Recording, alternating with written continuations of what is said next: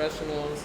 So we're streaming right now, and then we're gonna go ahead and go see right here.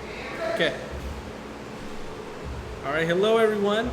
Welcome to the first ever Raffle stream. Hopefully everything is set up okay. I've got myself, your host Caesar, and let's take a look. One sec. Caesar, and I'm accompanied with my guest. Mickey, aka Keys, with my man Caesar. We up here at Carnage Gym. My boy Bubba and Anthony and Caesar. We couldn't even get a haircut before the interview, but it's no big deal, man. You know, we're just here for a prelude. So what we're doing here today, we're at Carnage in Sacramento, California, Carnage MMA, and we're going to answer a couple of questions about the July 7th event. There is an event called the Panda Cup that's been going around for a while, and we want to answer some questions that you guys may have and promote it, make sure you guys know about it. So let's go ahead and talk to the coaches. We've got it all set up. So why don't you introduce yourself to the camera? Okay, Bubba Sorgman, Panda Cup Promotions promoter, coach here at Carnage, and yeah, we've been getting this going here for a few years. He started this quite a few years ago as a jiu-jitsu event, and it's evolved into so much more since then. Coach Anthony Bivens, alongside Coach Bubba Sorgman. We're missing one today, huh, Coach? Yep. Coach Miller. So tri-headed California Bear isn't here today, but that's okay. We'll still be able to represent the Panda Cup. What we're doing here is great. We like it. Started with the kids. Now we have a full adult roster as well. Really interesting to see everything go into fruition right now. The way that we formatted it before was just jiu-jitsu competitions. It kind of expanded into youth pancration fighting, and what the pancration is pancrase was one of the original Olympic games when the Olympics first came out. A little brutal back then, but now what it is for youth MMA. They have no striking to the face at all. Okay. Wrestling, judo, takedowns, and point systems are implemented.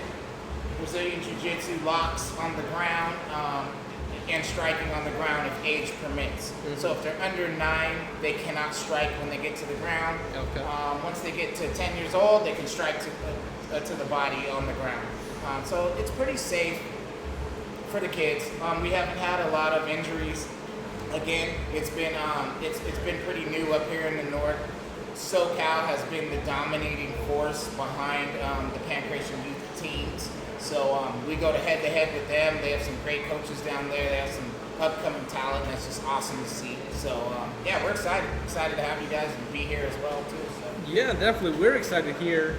We're gonna see, and thankfully, Mr. Sorgman, Bubba Sorgman, invited us out to your event on Panda Cup. Now is it Panda Cup 1, 2, 3? We could put any number on it, but officially as it's grown now to where the owners are myself, Coach Bubba, and Coach Miller, it's a little different now as far as our template of what we're doing goes. So I guess it would be Panda Cup 4 in that respect, but really we've had more functions underneath it before too, so it's been kind of cool. But under our legion that we have now, it's Panda Cup 4. So, Okay, yep. Panda Cup 4. Yeah. And how often do you guys do it? What about like Panda Cup 3, 2, 1? We do it about every 2 months. We opened up our first one, what was it, June of last year. Mm-hmm. And then we came back with another show in October of last year. We had our third installment in April of this year, and then we have July, August, October, December. And then from here on out, we'll be doing 6 to 12 shows a year with different variants of mixed martial arts and BJJ. Okay. Under Panda Cup Promotions, we also do other stuff. We do wrestling tournaments. We host the Northern California Tournament of Champions for women's wrestling for junior high. Oh, okay. So we are an outside the box promotion. Mm-hmm. We don't just stick with one genre. Right. That's why our events are pretty interesting, because we had the pancration, we had the jiu-jitsu super fights, we had the MMA, and then I said we dabble in other tournament forms as well. Yeah, sounds like it. All right, cool. Do you have any questions, Marquise? No, they pretty much answered all. I'm looking forward to Saturday. Well, the next Saturday after this one, July 7th. And I appreciate, hope to see some good fighters. Are they all from Northern California area or hometown? Yeah, hometown we pretty much within a 3-hour drive. Okay. For the most part, we got some guys from Stockton, San Jose, up north. Down south. Yeah, we have pancration guys coming from LA. Okay. Oh, Colorado. Oh, yeah. Brianna Robles, right? Yeah, from Easton Training Center. Coming from Colorado to fight. She's 14? 13. 13, yeah. We get kids travel. We've gotten kids from Crosby from Maine, Texas, Florida. People come over. The USFL is only sanctioned in a few states. Right. So it's if you want to get fights, you've got to travel a little bit. Okay. California, we are the number one for as far as USFL and pancration fighting. But as MMA fighters, we try to keep local. We do like to mix it up and get some guys come south. The thing about MMA promotions is there are a lot. Yeah. And so there's enough going down south for them to stay busy, enough up north for us to stay busy. We got a couple events here. We got Hudson out there at Stockton. We have Fresno fights. So MMA is a big enough community to all of us promoters can do our thing, the Bay Area guys, Right. and keep it going. Okay. And try to stay in a local base, especially Sacramento. Sacramento is a major hub for MMA. We've got quite a bit of teams that have multiple fighters in the UFC. And multiple champions, all coming from Sacramento. You can go around the corner and get top level training depending on what it is. I mean, you got your Riot Favorites Alpha Male team. Obviously, they house a lot of champions. You have AKA that has Daniel Cormier and people like that. Marin Nobles here has Max Griffin. I mean, he was the West Coast fighting champion in welterweight. Sacramento, yeah, there you go. Now Fluffy just got his contender UFC, the contract last week, and that was exciting for the town, for the hometown guys, So Sacramento has a hub of awesome fighters. Now, where the kids come involved in is they're so multifaceted. They do other stuff, especially with our team. I have kids that do soccer, football. Coach Bubba also is the head coach for our wrestling program. So it's seasonal for them, but it's not for the adults. For the adults, there's no season. You're on when you're on, you're off when you're off. You know what I mean? Unfortunately, injuries come into play at combat sports.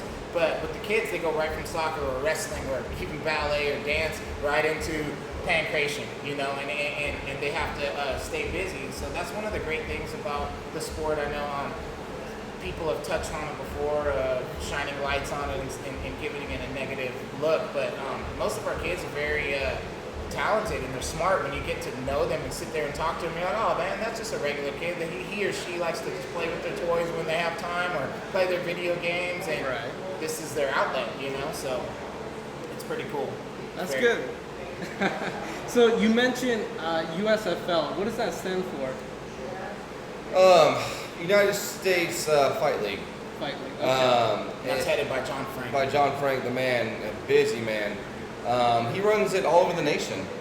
We just recently broke out with our East Coast Ruben over there in Florida, who's doing some major things in the pancration world, organizing kids, getting kids off the streets and stuff. It's a great deal for us. We've even had some West Coast versus East Coast championship matches. Really? Where we've gone over there and vice versa. It's an awesome thing. But they're our governing body, much like CAMO is California Amateurs. That's the governing body of the MMA. Or UFC. And they're a national company. Right. They still, even when they go into state to state, they still got a governing body in each state. Exactly. That they have to follow rules to. And like I said, USFL is this governing body that just covers the whole United States, and John does a great job of that and all his team. And it's comprised of a lot. You have multiple inspectors, referees, people that run it, control the weigh-ins, people that control the back room. It's a serious thing. These kids are treated every bit of like the adult fighters, if not more. if not more. Because we have code of conduct, More like standards. in the UFC, you might see them pushing the cart a little bit more, at weigh-ins, they're pushing and shoving, and obviously we always see Dana White smiling because he knows the numbers behind the scenes. They're like, hey, people are going to want to watch this now. They came to blows at the weigh-ins. Well, the kids not so much. We let them get intense and they can get their in each other's face, but they signed as a USFL athlete a code of conduct. So if there's any bad behavior or anything like that happens, the governing body of USFL, which I love, it takes it out of the promoter's hands and the coach's hands. They have the right to scrap that fight. Hey man, I don't like how you're acting. Get out of here. So those two months of you training went down the drain because of how you conducted yourself. Right. Not only that, I know with our personal team, we check on their sites, on their Facebook, online, and social media, just to make sure that our athletes are conducting themselves right. Because Coach Bubba, he deals within the wrestling realm. We've seen kids lose scholarships because of something they posted. And maybe they thought it was innocent and trivial, but it's not. When you have recruiters looking at you and they, hey, you're not going to represent, our school like that, So it's very important. And John Frank does do a great job with the kids, with the whole organization. He has his hands full, and he's the greatest at what he does. So Well, that's we're excellent. thankful for him. Right. So a couple of questions that we want to talk about and discuss now going forward about the Panda Cup. So like I mentioned, UFC, boxing, a couple other sports, they have predefined rules already about what is permitted and what is not permitted. Why don't you guys tell us a little bit about basic round elimination for the age groups? Like you said, I think youth underneath 10 years old, they have a certain rules that they follow. And Yeah, so the way it breaks down is you have them, the ages are every 2 years. Okay. So minimum age to compete in competition is 8 years old, and the maximum is 17 for the youth. It basically breaks down to where 8, 9-year-old cannot punch on the ground. There's a lot of submissions that are not allowed. They go 2 years older and punches now are allowed on the ground, only 3 at a time. And then you have to change position. Right. So the idea is not to have them just sit there and beat up on each other, but to work, progress, move in transitions to the submissions. They also get a few different submission and choke variations that they can have. Full guillotine without the arm in and whatnot. A couple years after that, you get to where you can do flying moves, arm bars, jumping guard, all submissions for the most part, with exceptions of a few of the dangerous ones, Twisting, sweeping the knee, and stuff like that. 16, 17-year-olds, they can release the knees. Knees can start flying to the body. okay. Again, absolutely in pancreation, no striking to the head. As far as safe procedures, they are really good about protecting these kids' limbs. So, for example, if I get into a submission, a strain of any ligament or joint that's straight, they don't let the kids tap. They end the fight. Because a kid doesn't fully know, their limits. They might try to push it because they're competitive and do some damage. And that's not our idea in them fighting. We want them to fight longevity. So, some coaches and stuff feel things are stopped a little early, but the way I look at it is your kid's going to keep on fighting another day and keep going. So, any kind of choke submission, it goes to a tap. Any kind of joint, ligament, as soon as it locks, that's it. So, those are the safety parameters that involves with the kids. Okay. When it comes to the adults, in California and under camo, you still have a rule set. There's no elbow strikes. You can't knee to the face. The first 3 fights, they have to have shin guards. Right. So, camo, and some people don't like it, but I really do like it because you get a guy that's never fought before and he gets an easier transition. Right. Okay? Rather than just sticking a guy into another promotion that's not sanctioned, and to where a dude's getting kneed in the face for the first time. Yeah. Or you're throwing elbows and he's splitting his eye open, and and then he can't compete for 6 months. Right. Whether with the camera rule, for the most part, every 45 days you can fight. Okay. Or less. We've seen it. Well, that sounds With good. the kids, they're being treated exactly like the adults, just like Coach Bubba said.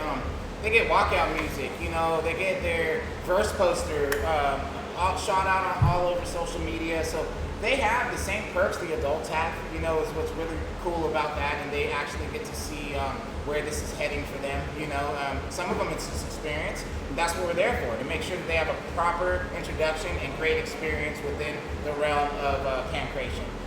When it comes to the officials, like Coach Bubba said, USFL, they have some of the best officials around. You will be able to go there as a spectator and not know anything about the rule set, but you'll understand it after the first fight because the ref will hold his hand up and he or she will have a red or a green on their wrist, and they're counting points for green or red, Right. green or red fighter. And like Coach Bubba said, the arm's extended and they're right there with the fighter checking, and if they see the arm extended, even though the kid's going to want to fight out of it, they will stop it. Unfortunately, the kid's going to go home feeling some sort of way. Maybe he or she feels like they lost, but they didn't. They get to wake up the next morning and their arm's not ranked or hurt, and they get to go and hit another competition within the next month, whatever they want to do. Their whole goal is to make sure that they are healthy and that they have the experience. Coach Bubba touched on the age. Okay, there is some cases where you'll have a 9-year-old maybe fight an 11-year-old. If that is the case, both coaches will come together along with the parents and they sign off on a fight like that. They sign off on a fight like that. The only reason why is because John Frank wants us to make sure that they are champion building. Champion building includes sometimes them taking on a better opponent or maybe a older opponent just for the experience. Again, since there's not a lot of injuries happening in here until it comes to like the breaking of the bones and choking and stuff like that, they'll leave blemish free. They get the experience. Their family and friends will be out there cheering them on. It's a great experience. It's a great environment for them, in my opinion. That's good. Have you guys been to any MMA No. event live? Well, not me. I haven't. I don't know about my buddy. Besides pay-per-view, I can't say. Unfortunately, I can't This say gonna I've be experienced Caesar's it. first time. Yeah. Yeah. It's a different ballgame when you're there. Yeah. It's exciting. Depending on what time you guys come out, we kick off at 12 p.m. with the BJJ super fights. Okay. So it's not your typical BJJ super fight where you're on a stage, you're in a cage. It's a little different. Our rule set is different. You can pick them up and slam them on the ground. You can slam them in the cage. There is all the addition of the reaping, the heel hooks.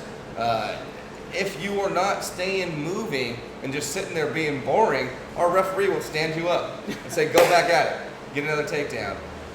It makes it a little more exciting, whether it's gi or it's no gi. And we get a couple professional fighters that are no longer able to compete on an amateur level, but they come in and do our super fights. Okay. Because legally they can, whether they're a Bellator fighter, UFC fighter, or pro-am, it doesn't matter. They can do the jiu-jitsu fights. We just had Max Griffin come out at our last show, and he's local king of Sac guy up in the UFC. Actually has a fight July 7th.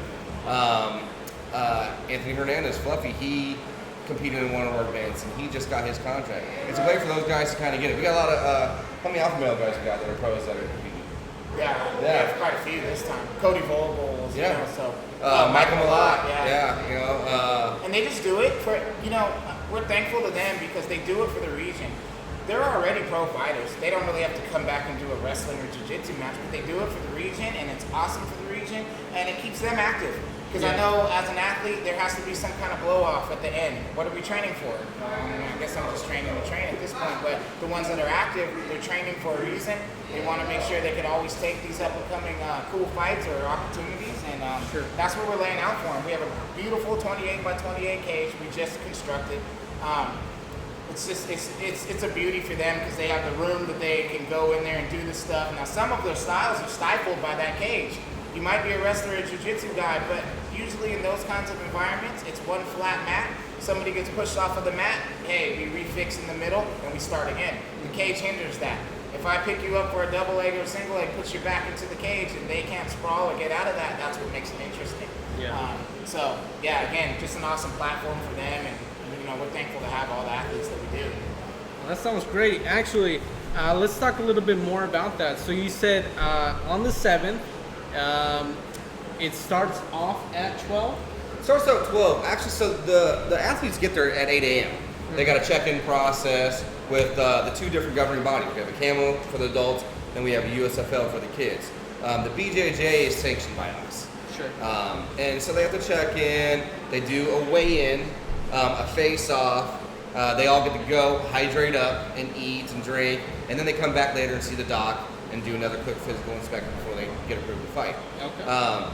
Doors, kids weigh-ins are at 10, the BJJ weigh-ins are at 10:30, and the adult MMA weigh-ins are at 11. Now our doors open at 11.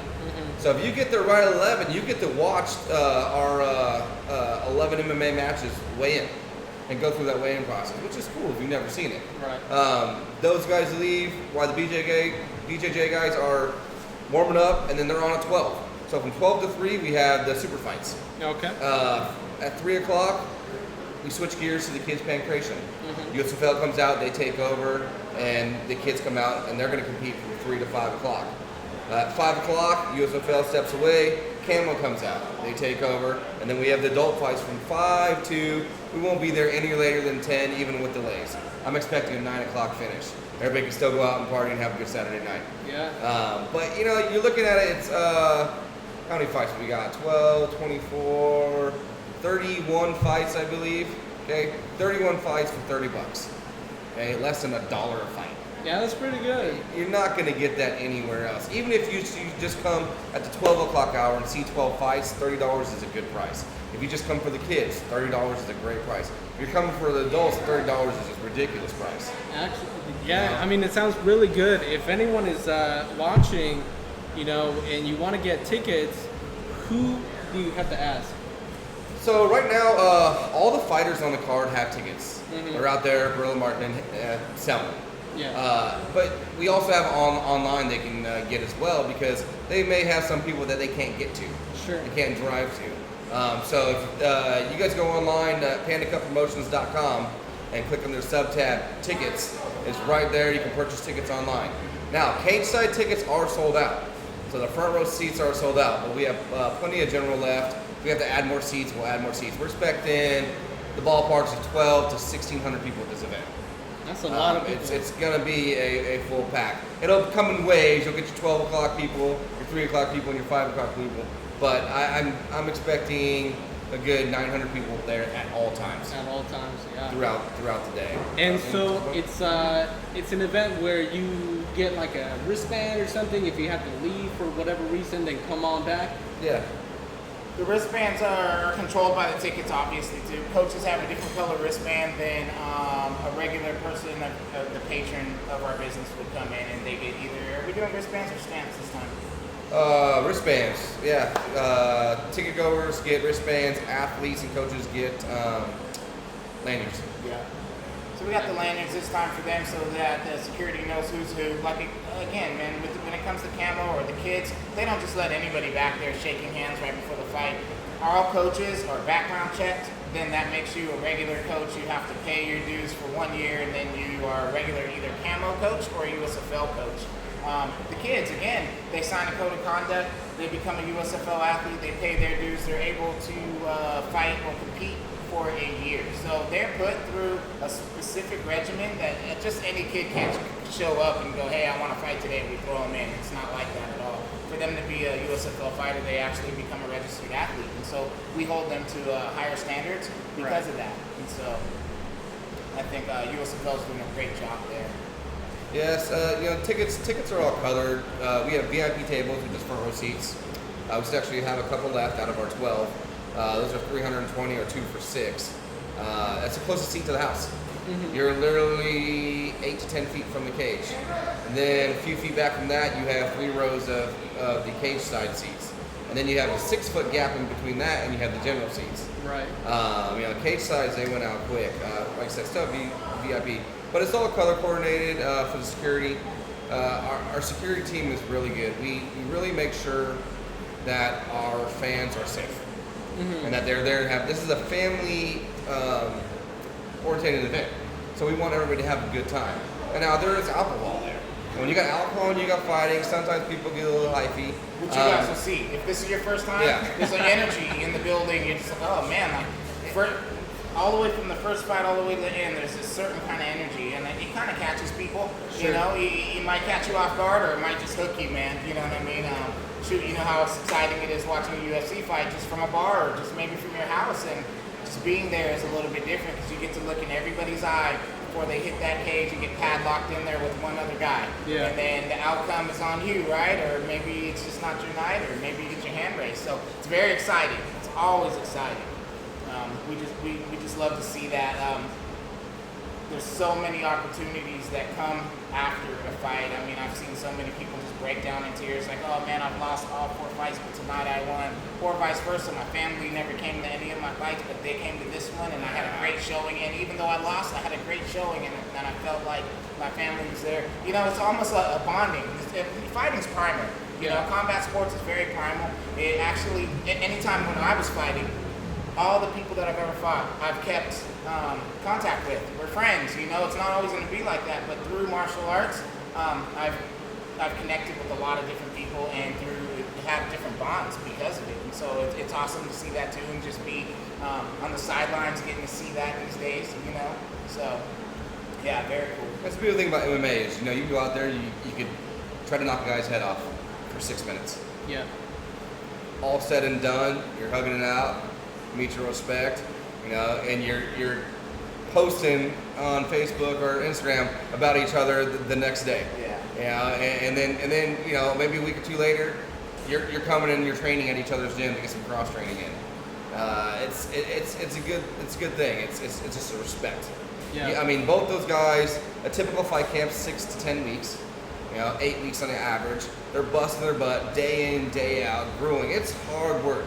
You know, and they're injured. There's not a single fighter that goes into a fight 100% healthy. You got something's banged up. Right. It's just part of the training process you go through. We've all done it. But you know, they both have that respect. They both work so hard for that. Win or lose, that's a respect that's earned and gained across the opponent. And you don't get that in a lot of other sports. That's what's nice about it. Now don't get me wrong, you do have those guys that'll, you know, talk crap each other, you know, before, and it's really heated. They really want to go at each other, and even then, I've seen a lot of those end up in bonding at the end. Like I said, it's primal at the end of the day. Like, all right, you bested me today, man, but I'll be back. You know what I mean? So, it's awesome. Like I said, you guys are gonna enjoy it. You know, especially if you're sitting at a table and you've got 100 people rooting for a guy, which we do. We have some guys that sell 50 to 100 tickets. And you know, they're rooting for them. You'll feel that energy, and you're just like, whoa! And it's an awesome thing. You know, there's nothing else out there like it. Yeah, man, I feel it right now. Actually, I don't think the people understand, but it's like 100 degrees in here. Oh yeah. We make it hot like that in here. I mean, most of the kids that, when you guys were just coming out, they were coming out of their 2 classes. One class was an hour and a half, the other class after that was an hour.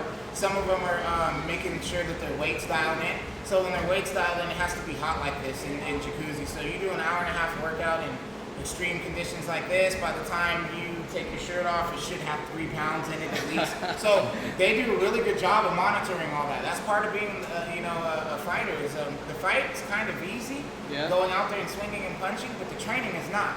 No, so exactly. You have to go in there. You got to train. You got to make sure whatever flies that night is in you. You know, like you've been doing the pad work, you've been doing the jiu-jitsu, you've been doing the wrestling. You know, so it needs to be all in you by the night you hit that cage, and then you can throw your mind away and let everything fly. Some people are more smarter fighters. They're smart fighters. So they go in there and they pick their points, they take their takedowns, stuff like that.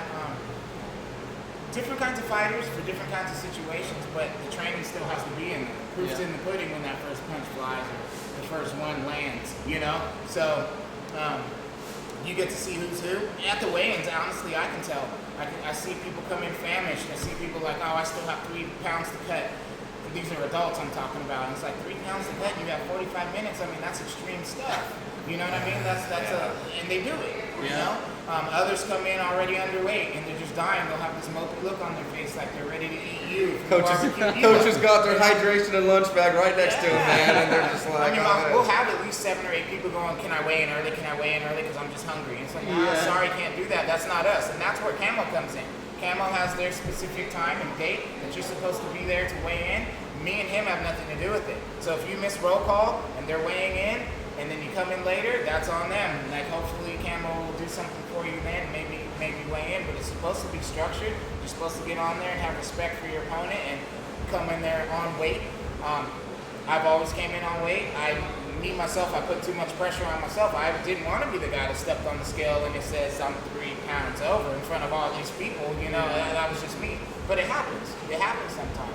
So it starts from there. The weigh-ins on, you'll feel that energy like, oh man, I remember that guy weighed in, he had a tough time. And then you guys will be right there, cage side to see him go into the cage, and hopefully he can get the win that night or possibly a good fight. So. Yeah, and anyone else watching also, and anyone that wants to buy tickets, there's still some tickets available.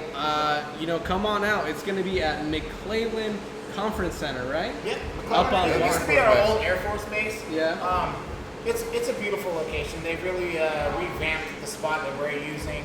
It's really big, roomy. We have food and drink, like Coach Bubba said, for everybody. There's air conditioning in there. It's a hot day. Because it's gonna be hot. A lot of people in there, but it's cool. Oh, we have a raffle. We do a raffle every time. Now the raffle supports our youth pancreation team. Kind of helps them get to where they need to go. Yeah. Like we talked about it before. A lot of the activity was stemming from the south first. So LA, San Bernardino, places like that, they always have pancreation fights. However, it's tough for me to get, I have a team of like 30 kids.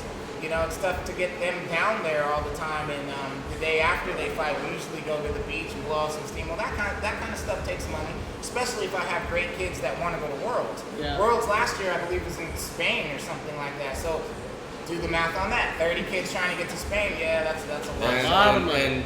In pancreation world, Germany, right? Yeah. Yeah, we had a few of our kids get asked to go fight for USA in Germany, and it's like, okay, where are we gonna pull out, $4,000 out of our pocket to send a kid? Same thing, we pack as many kids in our 6 to 9 seater cars and go down, and we end up with a hotel room with 19 kids sleeping like this on the ground, always like fun, this, in the bathtub, on the stuff. They love it. They love it. Yeah, we don't get any sleep, but you gotta deal when you're budgeted. I mean, not everybody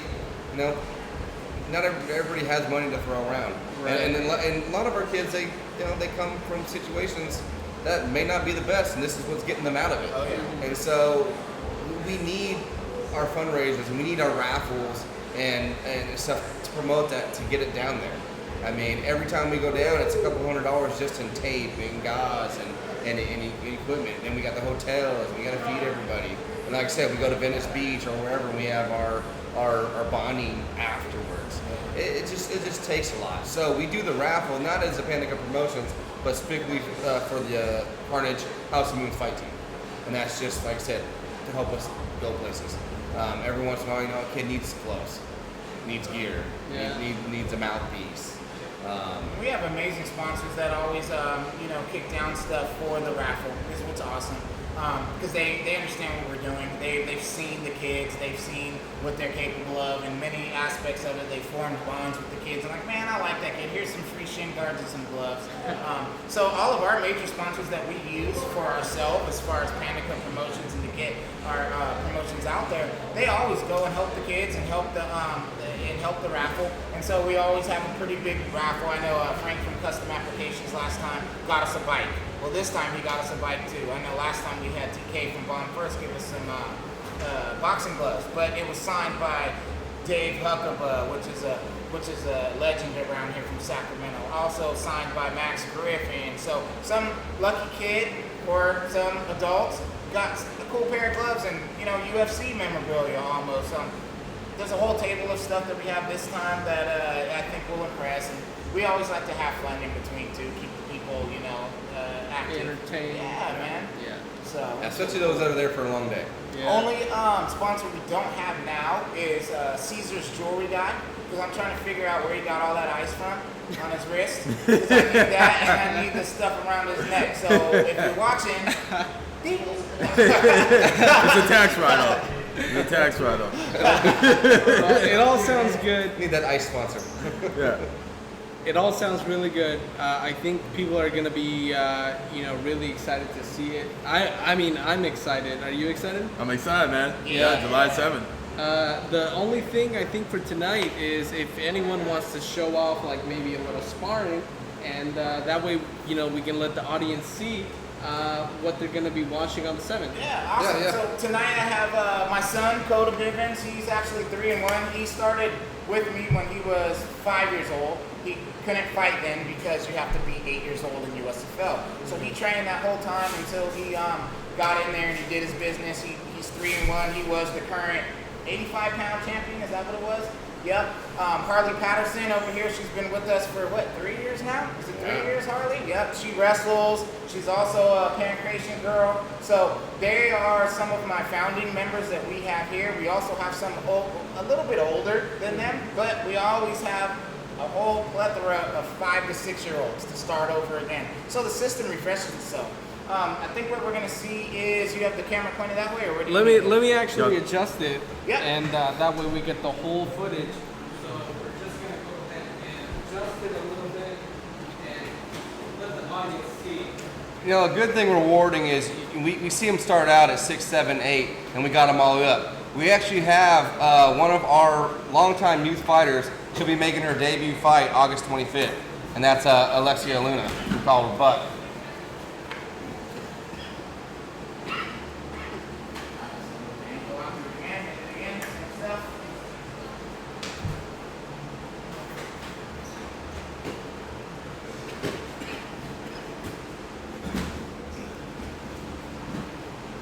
This is what we call basically our flows. Yeah. So untrained eye looks like they're going at it, but it's more or less a Flow drill. flow drill, a drill, a choreographer drill that keeps them going in different positions, and there's a million different variations of them, and they know them all.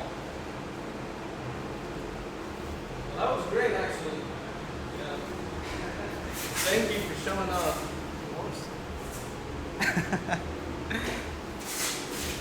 Yeah, so I'm excited again to be here, and on the 7th, we're gonna have a really good show, I think.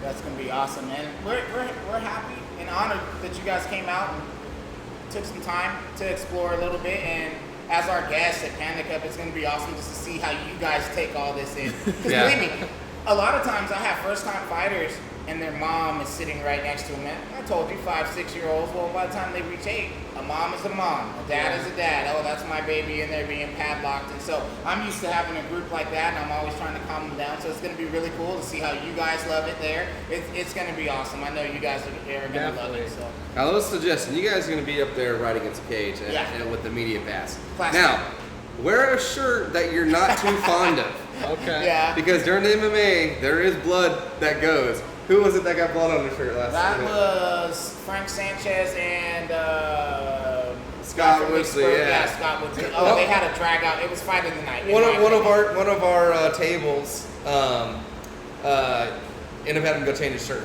Yeah. Because he got hit with a good amount of blood, which is awesome. But it happens. These fights, man. Some of these guys go in there and they just start brawling. We had, I think, 3 fights that were just, we ran out of towels.